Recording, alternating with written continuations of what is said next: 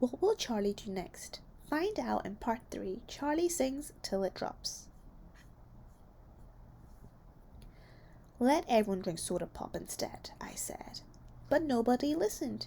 Anyone watering his or her garden would get a fine. Now, you might think that something named fine is a good thing, but it is not. Katie told me fine means you had to pay money for doing something against the rules. That means something more like unfine, if you ask me. So, with no rain and no watering allowed, I looked at it as if my my revolution garden would never grow. It wouldn't bring a smile to anyone's face except maybe Mr. Rooney's, who would get 2 rare flower gardens and a playground with his name on a plaque. I didn't want to water my garden and pay an unfine.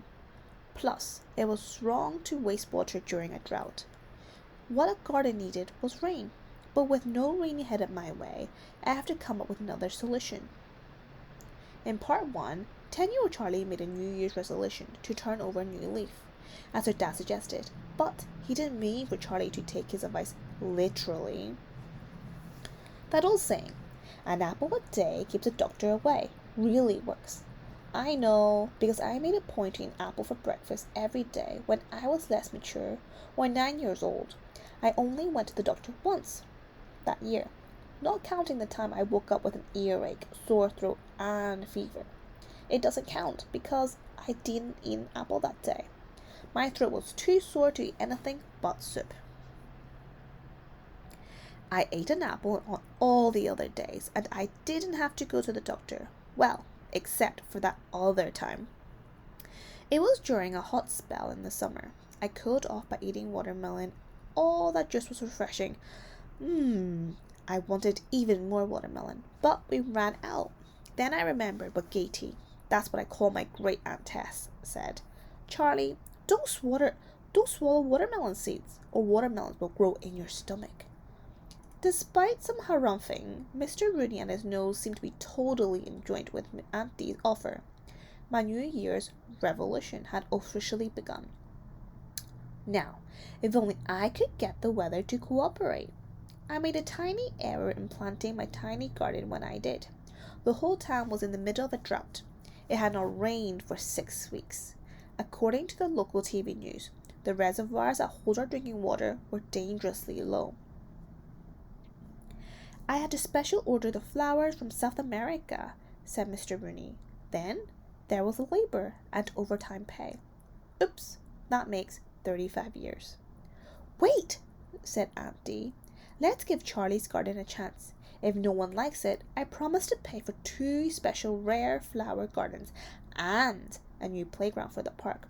I'll even pay for a plaque. We can name the new playground Rooneyland. Perfect, I thought. If a watermelon grew in my stomach, I'll have my own supply instead of to keep me cool. I wouldn't have to eat watermelon to cool off. So I ate a watermelon seed. Nothing happened. So I ate another one, another watermelon seed, and another, and about 20 more. Finally, something happened.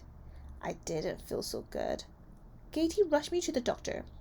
He made me drink the stuff that made me, well, it wouldn't be mature of me to tell you. Let's just say the watermelon seeds were no longer in my stomach. Well, I did that back when I was a lot younger, when I was 9. Now I am 10 and more mature, as Katie would say.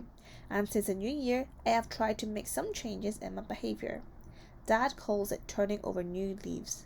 My Aunt Dee, who is my mother's sister, and takes care of me sometimes, said I should think of ways to make the world a better place.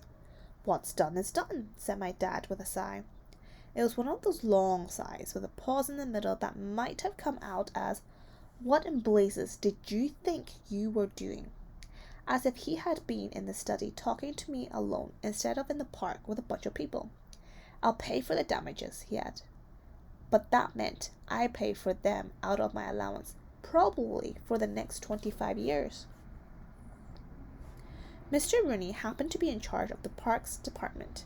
It turned out the leaves in those flower beds were protecting rare flowers that Mr. Rooney personally had planted for a special flower show that he had planned for the spring.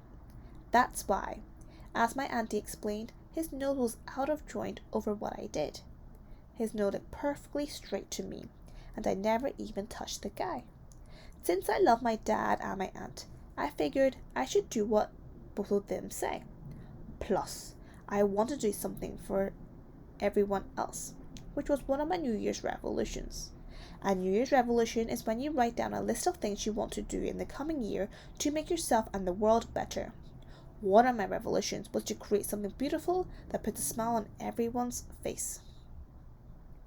Thoughts of watermelon seeds and new leaves swirled around my brain in a dizzying dance.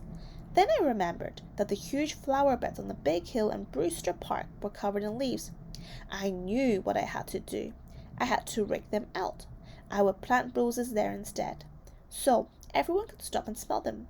Some watermelons so everyone could cool off in the summer, and apples so everyone could stay away from the doctor. Most of the time. If only I knew what fruit kept the dentist away. I thought everyone in my neighborhood would be so happy when they saw what I did to those dull flower beds. Well, I thought wrong. When everyone in the neighborhood saw what I was doing, they got as mad as a swarm of hornets. They called Mr. Rooney from the Parks Department. He rushed right over. "This is public property," he cried, just as I was planting my last rose. "You can't tromp in here and plant whatever you like. You have to get a permit."